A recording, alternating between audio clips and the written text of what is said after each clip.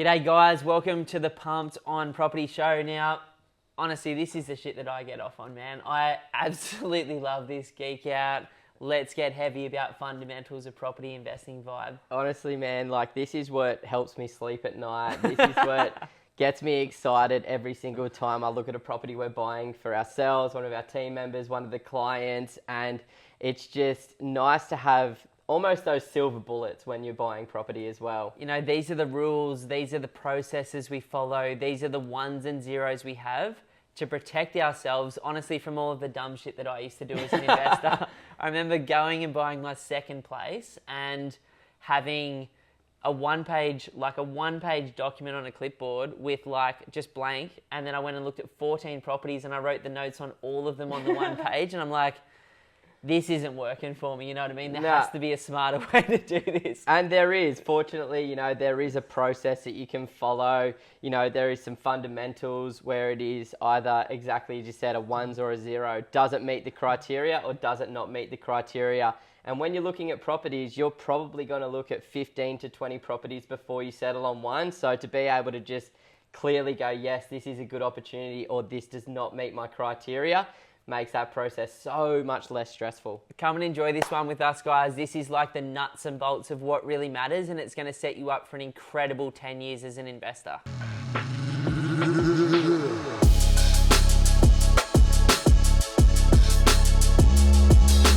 So kicking things off, bro, the reason fundamentals matter is because as investors, we have all of these biases. Yes. One bias is I'll remember it. Yeah. Another bias is I've done the right checks myself. Another bias is like the market's really hot right now. It's going to continue to run that way. Another bias is whatever's happened recently will continue to happen, and so on and so forth. And if you're looking to read more about that stuff, check out Tony Robbins' book, Money Master the Game, where he really rips into them. And I think it's important to recognize that we are emotional beings, and when I'm committing to, spending hundreds of thousands of dollars and going into a 30-year mortgage, I want to make sure that I've checked the property. I want to make sure that this is truly meeting my property investment goals, because when you're in the thick of it, sometimes you just forget some stuff, or it's just like, I can sacrifice on this because of that. I love this, right? Like our sister Crystal, who works within the business, is an absolute weapon, and I know you guys that have worked with us before would say the same thing. You can check out the 100 5-star reviews on her online. But when we were going down to buy her second or third property together, we've bought over 300 properties in this area, like within 3 suburbs of where she bought, and we're driving there, and she's got a photographic memory as well, and she couldn't even remember the address, even though we'd bought 3 houses in that street in the last year. She knew exactly where it was. She was watching Google Maps, and we drove past the house twice. And I'm like, if she was feeling that much anxiety and that much going on and that out of body, like that is like, and she'd bought like over 600 properties by that point for clients, and like 3, maybe 4 even for herself. Like I was like, whoa, like we really have to protect ourselves from ourselves is what I thought driving around in the car. And since then, you and her have bought everything for me. Yeah, legit. Yeah, and it's funny, like those things almost happen on the daily in the business as well, where it's constantly, sanity checking the emotions with the logic and trying to find that happy medium. Because while we say that it's important to recognize those emotions, you can also use them to your advantage when you're investing as well.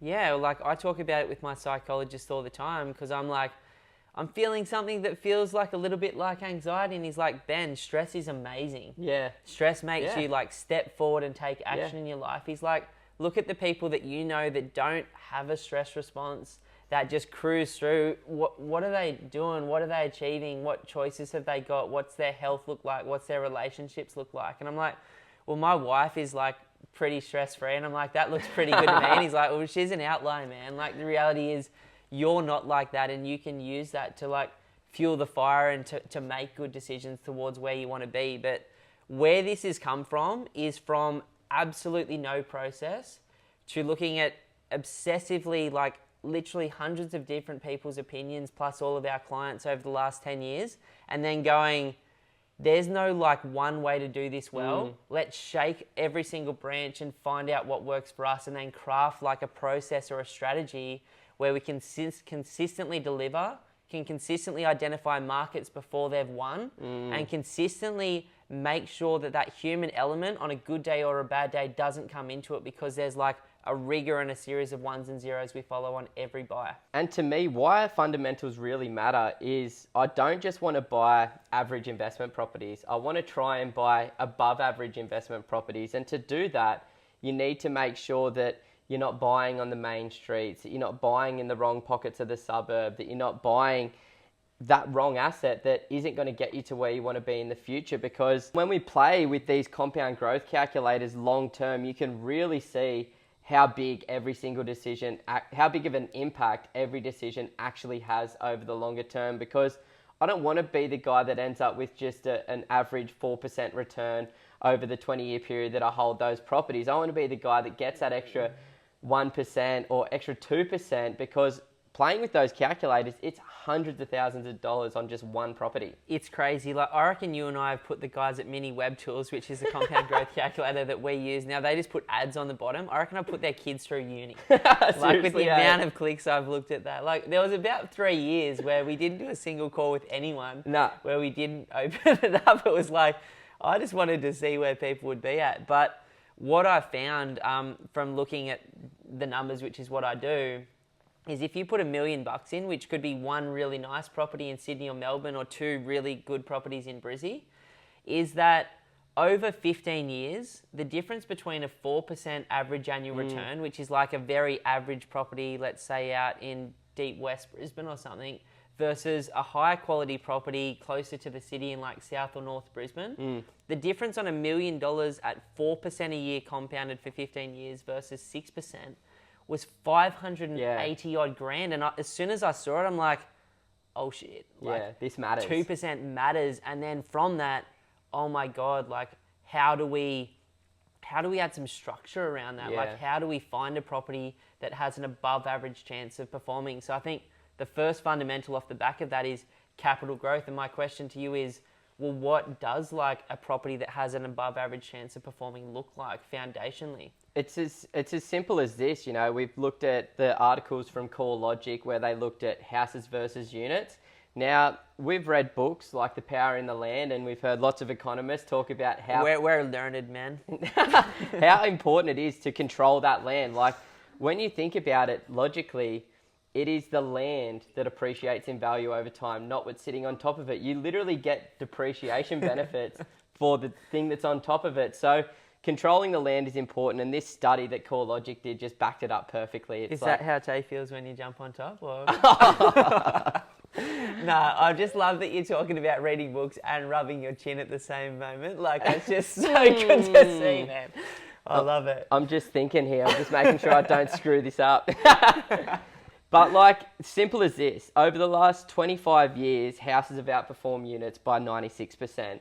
That is just one immediate way to put yourself on the right side of the equation. You couple on top of that the major metro markets in Australia versus the major regional markets. I can't keep a straight face right now. I'm so He's sorry. struggling. I just want to have some banter. I'm just in a bit of a mood. We'll keep rolling. This isn't being cut out. I think this is going to be posted some point in mid-January, but it's like the 20th of December here. It's the hottest day of all time in this shed right now. Like, I think we're cooking it. We're just loving it. And anyway, I'm trying to get some important points across here, so you can just freak out. We'll mute your mic for a little bit, and I'll just go on a tangent. Shut up, bro, is what you're saying. Just roll your tangent, man. But basically, yeah, metro markets have outperformed regional markets by 85%. So those two things alone, if you're looking for capital growth, which every single investor should be looking for capital growth, you don't want to buy a property and in 10 years' time, it'd be worth less than what you bought it for, or the same price you bought it for. That's not the outcome we're looking for. Nobody's looking for that. We all want that property to continue growing in value. So to put yourself in the best possible position, you buy the biggest piece of land that you can control. Now, for us, we like at least 600 square meters if you're just in a decent suburb, except for those outlier opportunities. Like if there is a block of land that's you know, within a couple of 100 meters of the beach on like the best street in that particular area, I'm willing to sacrifice 100 or 200 square meters there if need be. I've done it, man. Like my place in Mooloolaba is 508, Yeah. but it's Mooloolaba, so like there's a good long-term potential. Exactly. And then on top of that, the metro markets, naturally, where the most people are, it's going to put more pressure, because when there is a heap of demand in a market, it's going to put more pressure on the property prices. But one of the big drivers of long-term growth as well is obviously infrastructure projects, new train stations, new major infrastructure projects like that. And where the most people are naturally going to get more of those infrastructure projects as well, because they need to be able to move around freely and have all of the amenities that we want, you know. We want the finer things in life. we want the finer things. I need my double shot almond milk flat white. I love it, eh? I need my kombucha sometimes, until like I overdose myself on kombucha. I had like 3 litres one night and woke up throwing up the next day. And I'm like, okay, there's too much microbiome. Yeah, too much going on there. You know, I agree though, because if you look back at, you know, the times when Australia's received ridiculous infrastructure growth, like between, you know, leading up to the 2000 Olympic Games in Sydney was a good example where the whole of the Australian government got behind that city. Yeah. And between 97 and 03, it went up by 97%, which I like. And, you know, it's one thing I do like about Melbourne at the moment. There is so much infrastructure going in per capita. It is insane. And now with Brisbane winning the Olympics, it looks pretty good for Brizzy too. So, like, that's an important thing. And it's infrastructure because of the amenity, the service level increases, but it's also the jobs, the incomes off the back of that, and then the population. I think they were saying Brizzy needs about 120,000 people to get ready for this Olympic Games in terms of new jobs. And when you're talking about big jobs like marketing jobs, you know, rail jobs, like civil engineering jobs and stuff like that, you're talking about high income earners over 100 grand a year combined with another household member that's earning money. Like, this is all positive stuff. Yeah, it's going to continue putting that pressure on the market. Yeah. But, you know, some of the other things that we like to focus on, and this is stuff that we don't have too much data to back us up with, and that's like when you get down to the suburb level, you know, identifying those areas that have slightly higher quality demographics that live in there. Maybe they've got higher incomes. Maybe there's a higher percentage of owner-occupiers compared to renters. Some of those different little things that can really impact, but I think mostly when it comes to the suburb level is actually the street that you buy on. You know, avoid buying on the main roads, avoid buying next to the busiest areas of that particular suburb. And, you know, this is where you actually use the emotion to your advantage, right? And that's a cool thing about, you know, the fundamentals here. It's like you can play on the emotions of other people to use that to your advantage. Like, when you're driving down a street, is there beautiful, you know, well-manicured lawns and gardens and trees and you know, nice wide streets with plenty of parking available? That's the type of things that the mums and dads are going to be looking for to buy their home that they're going to live in for 10, 15, 20 years, that they're going to add some value to. They're going to renovate it over that period of time.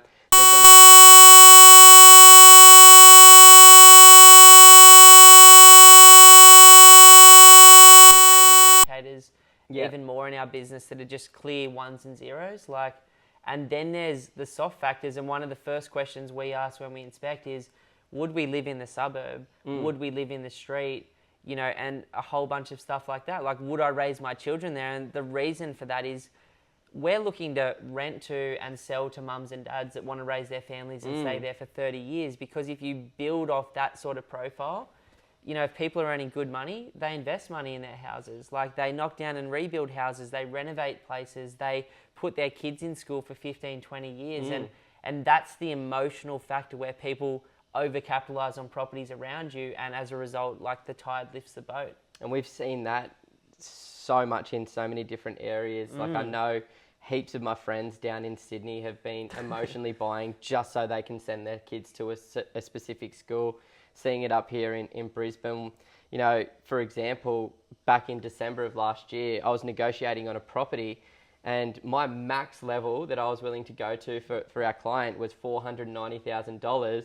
It was a beautiful property. Just around the corner was one of the best schools in the area. and these owner occupiers came in and paid $557,000. Just to be closer to the school.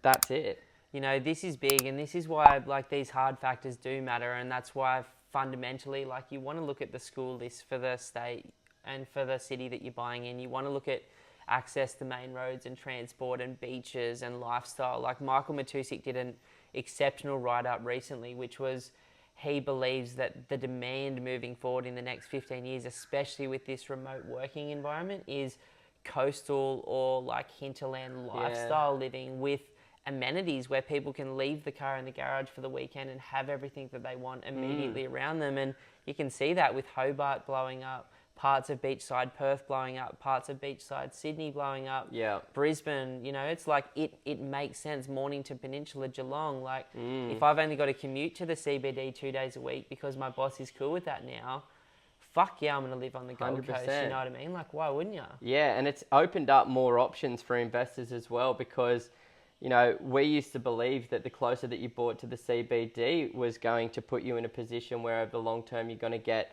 stronger capital growth. Well, Jeremy Shepherd basically debunked that, and he disagrees with it. And now when you see this sea change or bush change that people are going to, it's like it makes it easier to justify buying in those areas that might be slightly further from the CBD that you would have ideally liked to buy a couple of years ago. You know, it adds so much more value to those areas, and that's why we're seeing like parts of Moreton Bay in North Brisbane just going absolutely off its head right now. Absolutely, man. Like, there's legitimately suburbs up there at the moment that have gone up 50 grand a month for the last 4 months. Like, and that's incredible for people that got in, and it's incredible for people that will get in because they're not even anywhere close to where they could be over the next 30 Still only years. up 3 to 4% a year over the last 10 years. So, you know, that's very lean when you think about the last 50 years. Brisbane's done about 9.5% on it, well, year on year. Yeah, so that's, you know, number one for us is capital growth. I think it absolutely makes sense, whichever strategy you've got as an investor, to go for growth. Whether you're a short-term investor and you want to ride a market up and sell it, whether you're a long-term investor like Simon and I and own them outright in the future, or maybe sell a few when you hit retirement age, either way, selling something for a profit gives you choices down the line. The second fundamental for me, and it's just as important as capital growth for me personally, and that is cash flow. 100%. You know, cash flow, most importantly, like why it's important to me is it gives me choices, or like hopefully choices in the future. Like that's what I keep telling myself, working towards it.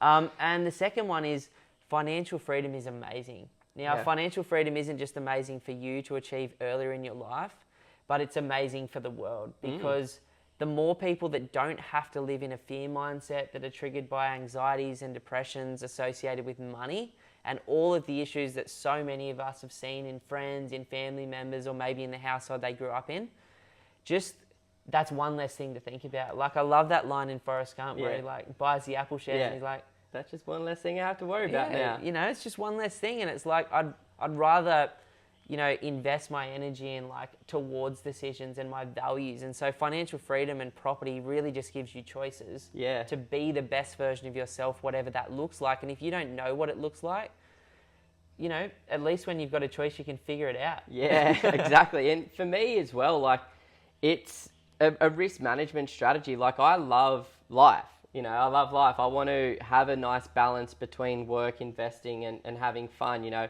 I want to make sure I can go snowboarding once a year. I want to make sure I can go on a couple of surf trips. And all of these things cost money. And if you've got a portfolio that's costing you hand over fist every single week just to hold those assets, it's really going to decrease the quality of life that you can live as well. So, you know, the more properties that you're holding that are either paying for themselves or paying you a little bit of income, it's just going to make it a little bit easier to continue living your best life, living in alignment with your values, being able to go on those holidays, go out there and get that smashed avo on the weekends and just have a little bit more fun.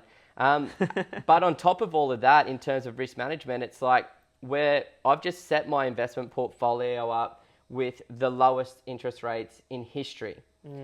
That isn't logical or a reality to think that it's going to stick like that forever. So, you know, whilst it's good to have the cash flow while those interest rates are low, it's like as they come up, having more positive cash flow is going to make it easier to continue holding those properties. You know, I love that, man. And we've talked about it in previous videos and apps, but like, I don't know anyone that's had a really, really, really hard time that's making too much money while they sleep. Like, in terms of, like, I'm talking about when the market turns and everyone freaks out and people are forced to sell, people that have extra income seem to do better because they can hold through that 1 year to 3 year low.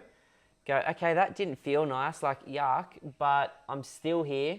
I didn't have to sell anything, and then the market kicks back into whatever its next stage of the cycle is. So I love the risk management. I also really, really enjoy, like, for any of you guys out there that have ever earned $1 from not having to do anything, it feels fucking amazing. Like, it's like I'm not earning many passive dollars because I'm principal and interest on all my properties, so I'm focusing on paying off the debt, but like, you get a little bit of extra rent, or you get a little bit of a tax depreciation benefit back from the government. Like, it's amazing. Capital growth there as well, right? Like, you know, I've just been talking to some friends of mine that own just one property, and combined they're earning like 200 grand a year. So they're in a really good position, and their property over the last 18 months has grown by $200,000. And it's like, you've replaced your income over the last 18 months by just holding that one property. Exactly. You know, I absolutely love it. And lots of different commentators and analysts and property people out there have different ideas on growth versus cash flow. And I'm sort of like, well, why choose? Yeah, let's have Why both. not just create a strategy that works with both? Yeah, exactly. You know, the last fundamental that we feel as though is just as important as all of them is timing. Probably the most challenging one. There isn't as much information because nobody can predict the future. Nobody knows what's coming tomorrow. Nope. We're just trying to make our most educated guess, but there's certain, you know, fundamentals, there's certain indicators that you can look at to try and use timing to your advantage. I love that. So if we talk timing, big picture, we're talking Phil Anderson, Fred Harrison, and what it looks like is about an 18.6 year average cycle. Some of them have been 15, some of them have been 24 years. That's the danger of hoping that it's going to work out like it did last time, because it doesn't. Normally what happens is we get about 7 to 8 years up from the last GFC. We get a mid-cycle slowdown, which we've been going through for the last year and a half. And then we get a second run, which can last for anywhere between about 4 to 6 years. And then we get another GFC. So effectively, it's about 14 years up with about 2 to 4 years down. And then the cycle reboots itself. Now, all that happens throughout this thing is, and why it's so important to understand it, is just understanding when to buy, when to sell, when to take on leverage and risk, and when to de-risk. And really, that's all I use it for. Like, I just use it to make smarter investment decisions, because even though you guys are watching this video might get a couple of thousand views. That you feel like because you're watching it and the people that you're talking to are inside this, everybody knows it. But like, the reality is that there's 7 billion people on Earth, and maybe 100,000 to a couple of million of them really understand this stuff at the level that we're at. Obviously, all of the big business guys and the big institutional investors get it. And that's why you see them all go all in a recession and all in a mid-cycle slowdown. And you hear about the hedge fund that just bought $100 million worth of property. Like, they get when to buy and when to sell. Yeah, the people that are averaging 20% a year are just, they understand how to use these cycles to their advantage. And the unfortunate reality is, the flip side of this is that it isn't common knowledge, and only these wealthy, rich hedge funds know this sort of stuff. And then unfortunately what happens with the average investor, the mums and dads, is they don't know this stuff, so they actually make the wrong decisions at the wrong time. And that's why they are in that perpetual cycle of never being able to change their position or, you know, really take advantage of it. So if you can understand this stuff and use it to your advantage, it definitely helps you sleep better at night. And it just makes the other two aspects, the other two fundamentals, so much better, because if you can buy into the right market at the right time, you're going to dramatically outperform the average investor. You know, imagine you bought one property in Sydney and Melbourne in 2011, where you'd be today. Or imagine you were buying a property in Brisbane now and where you could be based on forecasts in 15 years' time. Like, it's that simple. It doesn't have to be overcomplicated. And in terms of how do you know you're in a mid-cycle slowdown, the stock market's dropped by between 20 and 35%. Yep. How do you know you're in an end of cycle event? The stock market's dropped by between 40 and 60% in a 2-year period. So it's like really that simple. And it's like, if you can stomach doing really uncomfortable things, because every single part of your being is like, I don't want to do this right now because no one else is, and I don't want to like my head cut off. Then it's like, cool. If you're not like patient and you don't want to wait for those events, which we're not, no way, then you just do the best you can. And if you have a long-term 15 to 30 year view, it doesn't matter if you bought the absolute height of Sydney in 2004 or the absolute low of Sydney in whatever that was, like probably 2020 between about February and June, then it's irrelevant. Like whether you started 100% above or 30% below, like if you hold long term, you're going to be absolutely buffered by that. That's coupled into timing as well. It's like a part of your strategy. And if you're trying to speculate short term and make money over the next 12 months, 2 years or 3 years, then you're probably going to become unstuck. It's going to be really difficult to pick the top performing market in Australia. Nobody was expecting Sydney to do 25% over the last 12 months. People weren't even expecting Brisbane to do 20% over the last 12 months. And I know there'd be a lot of people trying to get into the market now, hoping that those markets are going to do that again over the next 12 months. So it's really difficult to make those short-term predictions and be on the right side of that. Whereas if you got that longer term strategy and you follow these other fundamentals, you're really putting yourself into a much, much better position to succeed. I love that, man. So what I've noticed is the media cycle in Sydney and Melbourne, which has been pro-property for the last year, in the last 2 months has turned really, really doom and gloomy again, which you just got to understand it's a media cycle. Why understanding long-term timing is so important to me is I truly do believe that Sydney and Melbourne are expensive, and I do feel like, based on Commonwealth Bank's data and Westpac data, like there will be a pullback in the next 2 years in those markets, which there should be. It's gone up 40%. A 10% or a 15% pullback just to get to reality is healthy. But when these media outlets come and say like the world is ending now, if that's all you're consuming, then the world is ending for you because you've only got that 12-month or 2-year, 3-year horizon. But if you understand it in the context, it helps me sleep better because yes, the media is going to turn bad for the next year and a half, 2 years, potentially. I think it's natural for that to happen right now, especially with the COVID story slowing down. And so it's like, what does that mean in the concept of like between 2020 and 2026, which is like the time between now and potentially Phil Anderson's top of his next cycle? I expect it to look like this, like as it always has. Up, down, all the way through that. But the average of that in your Brisbanes, your Perths, your Adelaides, the places that have yet to perform should look okay based on history. And that's what's exciting to me. Like I don't get swept away. And when you understand timing and you subscribe to Phil and you watch what Ray Dalio's saying and you watch what Fred Harrison's saying, like you can get a much better perspective and go, that's a media cycle versus what's really going on, and where could I be in 5 years if I miss a dip? Like where could I have been if I'd have bought something in Sydney, Melbourne or Brisbane a year ago now? Like significantly better off. Would it have felt comfortable to buy? Fuck no. No way. But it's never going to feel comfortable to buy, and that's important to note that, no matter where you're at, no matter how many properties you bought, no matter what your financial position, there's always going to be a hell of a lot of anxiety that you're going to have to overcome to sign that dotted line, because it is scary stuff. But, it's good to know as well that there is more shorter term information in terms of timing as well. So you've got the longer term, big picture stuff, which you can get more information from Phil and Fred and Ray and things like that. But then you've also got people like Heron Todd White that do a monthly report, and that's like, in that month where they see most real estate markets around Australia, major metro markets, major regional, tiny regional markets, they indicate where on a property clock they believe that market to be situated. So you can, try and identify a little bit more short-term timing from those guys. Taking that 18 to 20-year cycle from Phil, you can kind of cut that back to a 10-year cycle as well. And, looking at Sydney and Melbourne, they've obviously done extraordinarily well over the last 10 years. And, most properties are sort of 80 to 100% more expensive than they were today compared to 10 years ago. My logical mind goes, okay, I feel as though I'm paying a premium in those markets right now. Maybe I'm going to avoid them for the next 10.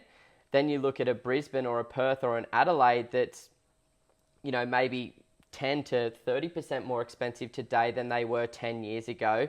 It makes me believe that the next 10 years could look a little bit more positive in those markets. So that's why we've decided to invest into the Brisbanes at the moment. But I love the look of, a Perth or an Adelaide over the next 10 as well. And, I like that this is never our opinion. Like, it's Jeremy Shepherd did an analysis of Sydney over 25 years, every single suburb. And what he found is that suburbs that overperform in the first 10 years underperform in the second. Suburbs that underperform in the first 10 overperform in the second on average. Now, we can't directly extrapolate that to cities, but what we did do is we went and looked at 50 years worth of data, overlaid Phil Anderson's cycle or Fred Harrison's cycle, and then we looked at Sydney, Melbourne, Brisbane, Perth in 5-year increments based on his cycle timing, and we realised that Sydney, Melbourne definitely always have seemed to historically done so well first half. Your Brisbane's and Perth seems to have done, and Sydney's and Melbourne's do well in the second half sometimes too, but consistently your Brisbane's and Perth's have outperformed. And it's like, well, it's just the allocation of money, because Simon and I both realised we're only going to do a small number of properties in our lifetime. We're not earning zillions of dollars and have unlimited money. We've still got to save our deposits. We've still got to invest our money the best we can for our families.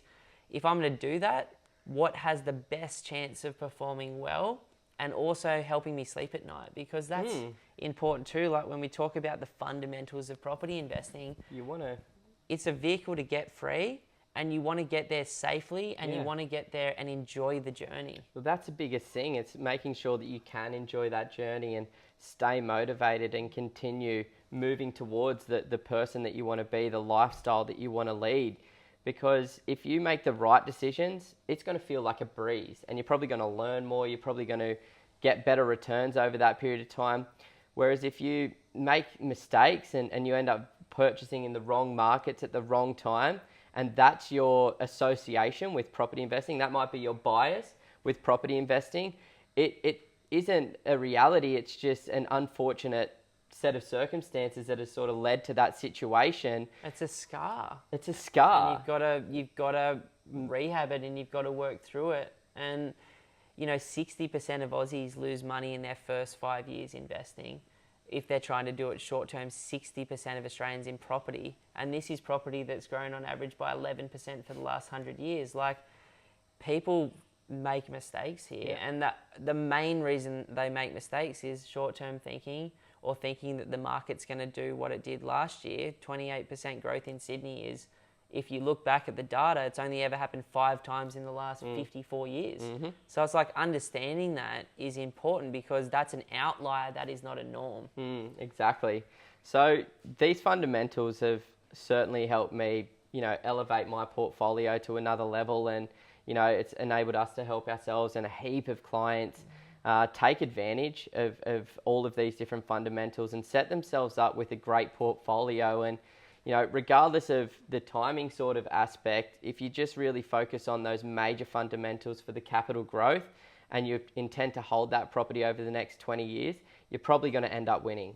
Absolutely, man. Look, I'm super grateful. For me, property investing used to be so complicated, and now it is just so simple. Like, capital growth, cash flow, timing, and holding long term, and then not biting off more than I can chew, and being safe along the way. Humble. And then just enjoying it too. Like, it is fun to have something outside of your job or your business that you're working towards that's going to set up your future. It's exciting to think about 15 more years in the workforce versus 20 or 50 years for some people. And it's exciting to think about how much better off your family's going to be in the future, or you and your partner are going to be as a result of what you're doing. And that's where it always comes back to. Like, we have strong processes and fundamentals so we can make the best decisions, but ultimately it's all emotion and it's all vision driving this for us. It's like, love that. what would my life look like with a couple of $100,000 a year of income? Like, what would yours look like?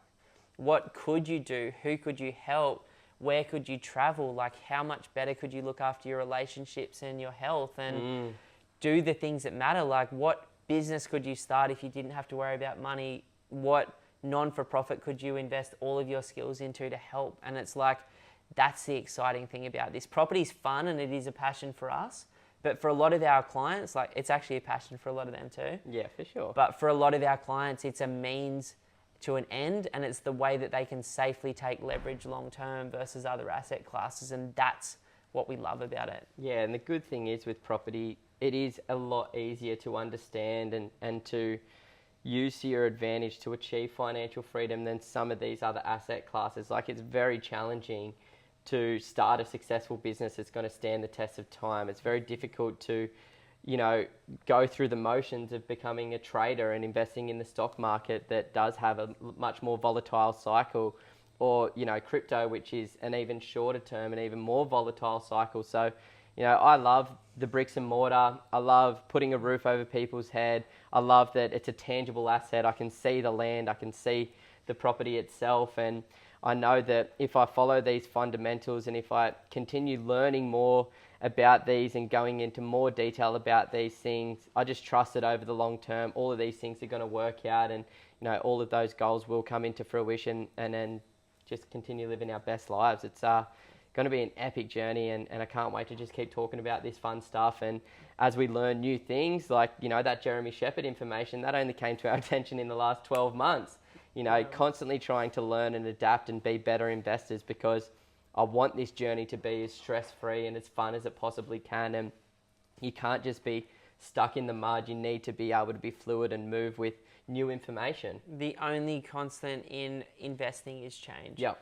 And anybody that thinks they know it all is absolutely dead in the water. Like, you've got to adapt. Like, as soon as we got that Jeremy Shepherd data, it wasn't just around long-term trends, it was around markets, it was around housing commission, it was around population growth, and just debunked a whole heap of stuff that for 100 years people are still like hammering on. And I'm like, these things all matter, but nowhere near to the weight where some people would have you believe. And so it's like, what matters, let go of what doesn't, and just pivot strategy. Yeah.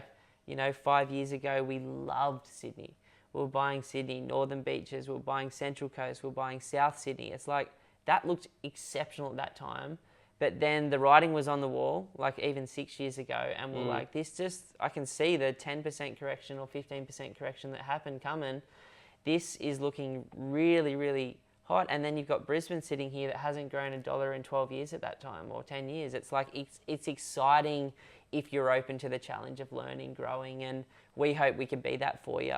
I suppose for those of you seriously thinking about doing something in the next year. Yeah, it'd be awesome to have a chat, guys, and do a little bit of a strategy session. I think it's really important, if you are on the fence and not too sure with your investment strategy, if you're struggling to kind of connect the dots between where you're at right now and where you want to be in the future, this is what we love. This is what we geek out on every single day. And fortunately, we get to have heaps of conversations with amazing people every single week, learning more about where they're at right now, where they want to be in the future, what may have been holding them back in the past, and then helping them understand some of these fundamentals and develop a strategy and some specific property investment goals that we can go out there and crush it together. Or with that information from the strategy session, you can go out there and absolutely kill it yourself. We've got no expectations from that. We just want to try and bounce some ideas off one another and help everybody achieve, and live their best life. So if you're in that position, you're looking at maybe purchasing a property in the next 3 to 6 months, and you want to have a discussion about your situation and longer term position, then head over to our website, www.pumpedonproperty.com, and follow the links to lock in your strategy session with either Ben, myself, or one of the other team members there. Oh, sweaty. So sweaty.